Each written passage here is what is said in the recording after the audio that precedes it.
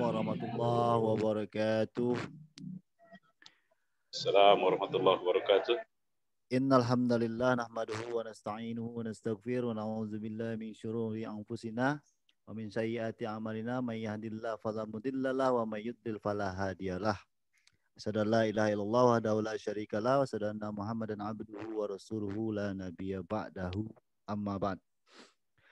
Baik, kawan-kawan sekalian, bapak-bapak, adik-adik, abang-abang yang hadir di diskusi kita pada malam hari ini.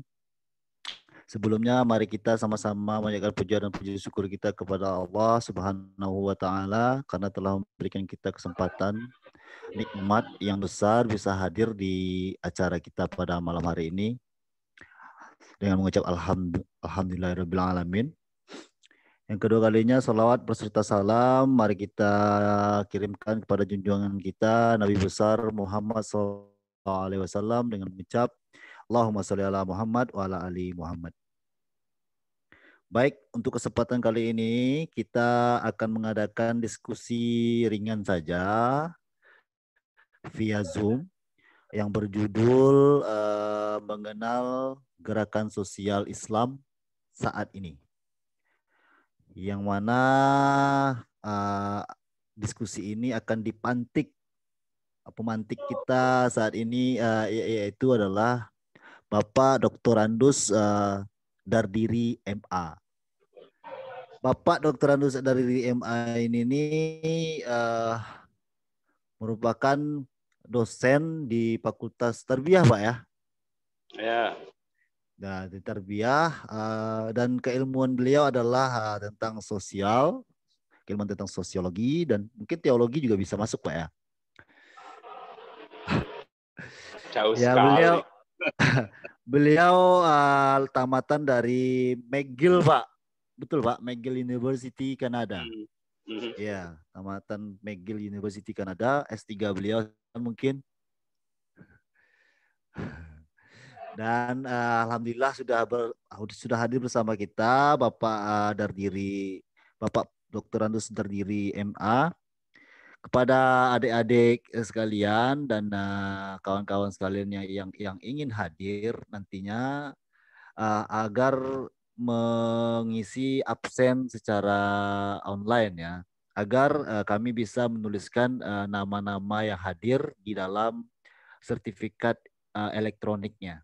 Karena acara ini nantinya akan diberikan bagi siapa yang hadir akan diberikan sertifikat ya. Itu sebagai bukti bahwasannya kita pernah hadir di sini di diskusi kita pada malam hari ini.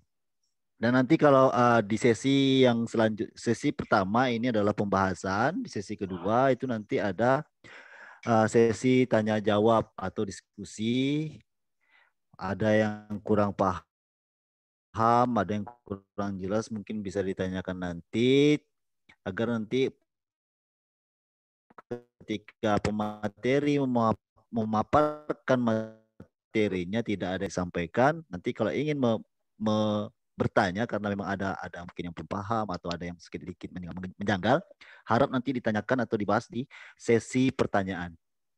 Baik, untuk mempersingkat waktu, mungkin kita langsung saja dengarkan pemateri kita, pemantik kita, Bapak Prof. Dr. Andus Dardiri MA, calon profesor nih Pak ya.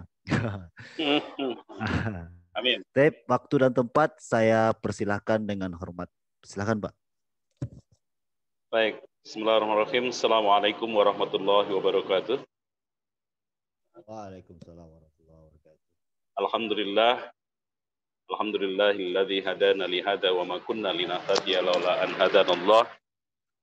Asyhadu an la ilaha illallah wahdahu la syarikalah. Wa asyhadu anna Muhammadan abduhu wa rasuluhu la nabiyya ba'dah. Allahumma sholli ala Muhammad wa ala ali Muhammad. Bersyukur pada malam hari ini kita bisa berbincang, memanfaatkan waktu untuk bisa memuji-muji Allah sesungguhnya. Tetapi bisa dilakukan dengan cara membicarakan ciptaannya, yakni manusia, kira-kira begitu. Karena menarik sekali ciptaan Tuhan yang bernama manusia ini. Seringkali manusia tampil begitu taat, gitu ya.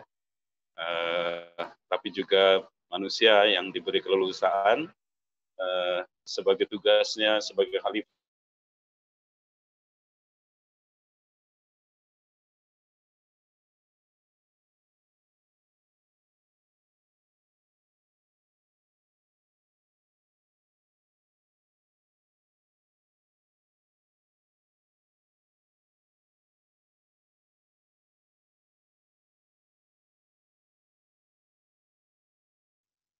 Tetapi agama ini juga berperan penting pada sikap hidup manusia, sehingga tidak jarang organisasi atau gerakan sosial itu berbasis agama.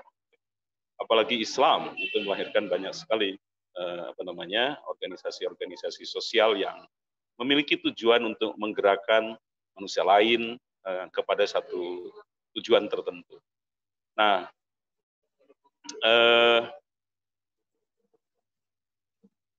atas dasar itu menjadi menarik untuk memperhatikan makhluk Tuhan ini, supaya kita bisa memuji Tuhan dengan cara melihat kenapa manusia bisa berbeda sekali atau saling berbeda di dalam upayanya untuk menggerakkan orang lain ini. Kira-kira begitu. Nah, salat bering salam kita sampaikan pada junjungan alam Nabi besar Muhammad sallallahu alaihi wasallam. Allahumma shalli ala Muhammad wa ali Muhammad. Mas Heru, sebaiknya saya tidak ditinggal sendiri gitu. Anda ada sini. Oke, saudara, berkenaan dengan tadi gitu yang saya katakan, tumbuh dan berkembangnya organisasi atau gerakan sosial itu nyata sebagai sebuah upaya, banyak motif yang kemudian melatar belakangi tumbuhnya gerakan sosial di kalangan masyarakat dan juga di dalam kalangan Islam. Saya sebut saja dari masa dulu itu, dari tahun 1900-an kita kenal di Indonesia saja itu lahir banyak sekali gerakan sosial. Ada Muhammadiyah, ada Syarikat Islam, ada Persatuan Islam, begitu ya. Terus di tingkat nasional yang lain di kalangan pemuda juga ada Jong Java, Jong Islamitan Bon itu Islam, gitu ya. Dan ada Jong Selebes dan sebagainya, gitu. Kemudian berikutnya hingga sekarang organisasi dalam Islam makin bertambah, sehingga tidak aneh ketika ada seorang peneliti gerakan sosial Islam itu, Aziz namanya, itu menyebut bahwa Indonesia itu menjadi the battleground of Islamic movement. Jadi di Indonesia itu benar-benar menjadi tempat pertempuran dalam tanda kutip, gitu ya. Pertarungan dari gerakan sosial itu. Atau organisasi-organisasi keislaman juga banyak mengisi di Indonesia, terutama pada era menjelang kemerdekaan. Anda ingat Ahmadiyah itu sudah hadir di tahun 1924 di Indonesia, terutama di Jogja. Walaupun yang lainnya itu di Sumatera Barat, karena Ahmadiyah itu terbagi dua, maka di Sumatera Barat pun sudah berkembang sekitar 1920-an begitu. Tapi persis atau secara formal markasnya baru ada tahun 1924 di Jogja itu. Gitu. Jadi kalau dibagi secara umum, maka ada di Indonesia ini ada organisasi-organisasi lokal, begitu, organisasi-organisasi yang tumbuh, ya. Nah, nanti tentang kerisauan ini yang akan saya bahas. Mengapa sebuah organisasi atau gerakan sosial itu tumbuh, gitu ya, organisasi kemasyarakatan atau gerakan sosial yang mereka lakukan itu tumbuh. Itu yang akan saya bahas, begitu. Supaya kita mengenali ini apa ini. Nah, tetapi sebelum itu saya akan bagi dua dulu. Ada gerakan sosial yang lahir karena situasi yang ada di dalam negeri Indonesia itu sendiri atau orang lokal. Lalu ada organisasi Islam yang berdiri di luar negeri, di tempat lain begitu, atau di belahan dunia Islam yang lain, yang kemudian masuk ikut meramaikan jagat pergerakan sosial itu, yang biasanya disebut dengan transnasional. Gitu. Maka kalau ada yang mendengar ada Transnational Islamic Organization, ya itu yang dimaksud. Organisasi-organisasi yang ada misalnya dari Mesir masuk ke sini. Ikhwanul Muslimin misalnya. Gitu ya. Kemudian ada Hizbut Tahrir gitu ya.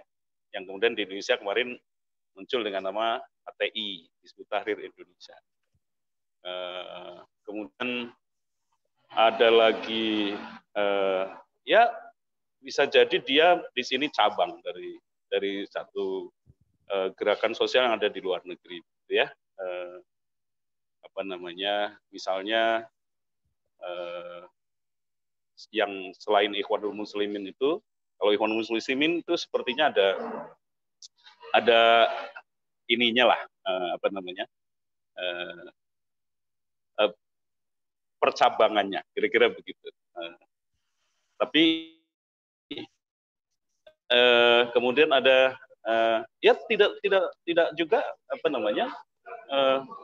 barangkali Salafi Wahabi itu bisa disebut juga sebagai sebuah gerakan sosial keagamaan yang transnasional gitu, karena pusatnya ada di Timur Tengah sana. Nah, pembagian ini menjadi penting untuk sebagai awalan supaya kita nanti ke depan bisa melihat, mendeteksi seperti apa sebetulnya dinamika yang ada. Saya tidak akan bicara single point dari organisasi itu, tetapi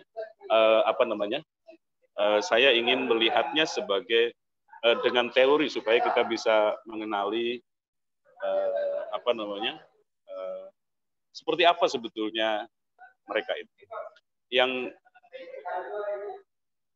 Oke, seperti itu. Jadi begini, selanjutnya gitu, dari perkenalan kita terhadap jenis atau banyak macamnya organisasi itu kan seringkali membuat umat Islam itu mungkin pada sebagian masyarakat kebingungan. Ini Islam dengan Islam kok begini gitu ya. Ada yang saling tidak cocok atau apa begitu ya. Nah terus saya harus pilih yang mana? Kira-kira begitu mungkin.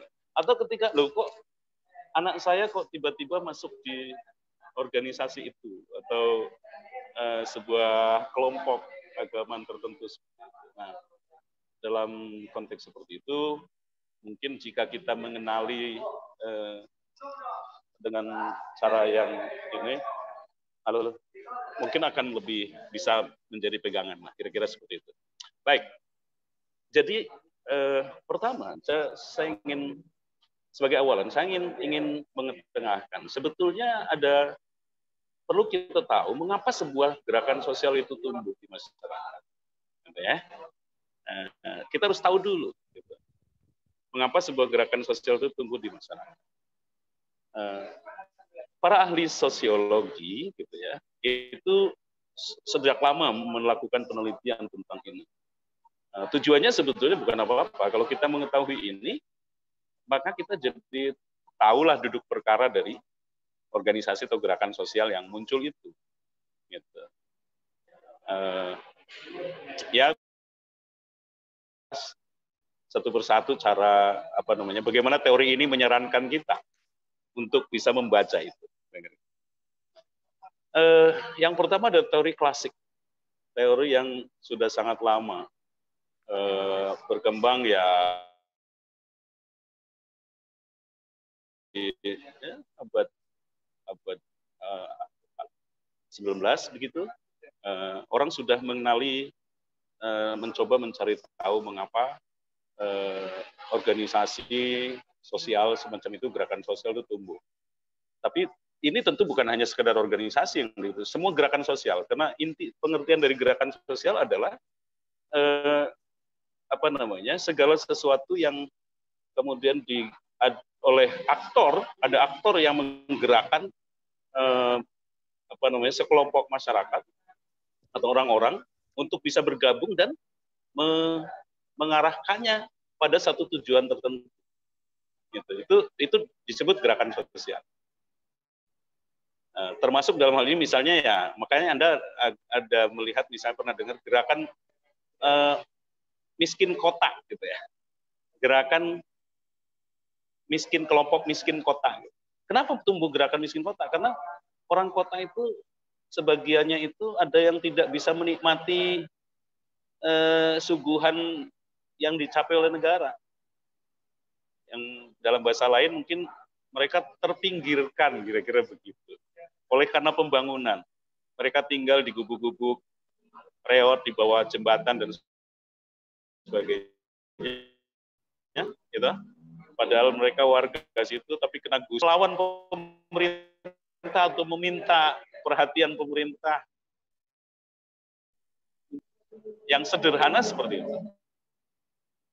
Tapi dari yang sederhana itu, kalau kemudian aktornya ada yang bisa manage, kemudian memenuhi harapan dari para supporternya ini, maka bisa menjadi besar.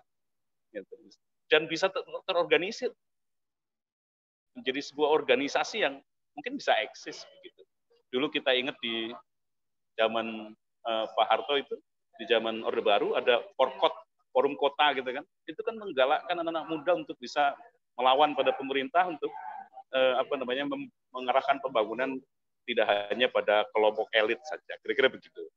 Nah itu makna gerakan sosial secara umum terlebih dahulu. Nah di dalam Islam sebetulnya organisasi-organisasi Islam yang tumbuh tadi yang di awal saya jelaskan, ada Muhammadiyah, ada NU, ada Perti, ada Tarbiyah Islamiyah gitu ya, ada Persatuan Islam. Ya bisa dibaca dengan cara yang sama.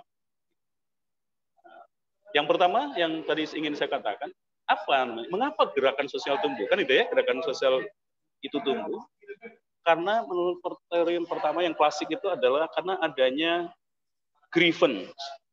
Apa itu grievance? Grievance itu bisa dipahami atau diartikan sebagai penderitaan atau ketidaknyamanan, begitu ya.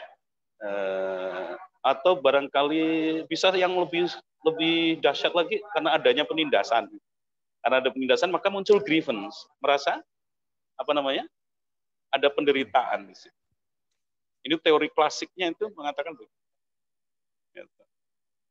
Nah, teori klasik ini muncul dari dasarnya adalah psikososial sebetulnya. Bahwa masyarakat yang secara psikologis mengalami penderitaan itu mereka mesti ingin mencari jalan keluar, kira-kira begitu. Cuman ketika mencari jalan keluar kan tidak semuanya orang sanggup. Kayak Saprol terus mewakili orang ya mungkin nggak bisa. Gitu. Maka ya biasanya menunggu munculnya seorang aktor yang mampu menyalurkan perasaan grievance itu, begitu, untuk kemudian membahasakannya dalam bentuk ungkapan-ungkapan tertentu yang biasanya menjadi ideologi dari gerakan itu. Dan ketika ideologi itu matching dengan perasaan masyarakat yang ada, itu kemudian jadilah gerakan sosial itu. Maka ideologi seringkali dianggap sebagai inti atau sesuatu yang bisa menggerakkan masyarakat. Gitu. Nah, kalau kita baca seperti itu, teori grievance ini atau teori psikologi sosial sebetulnya, gitu,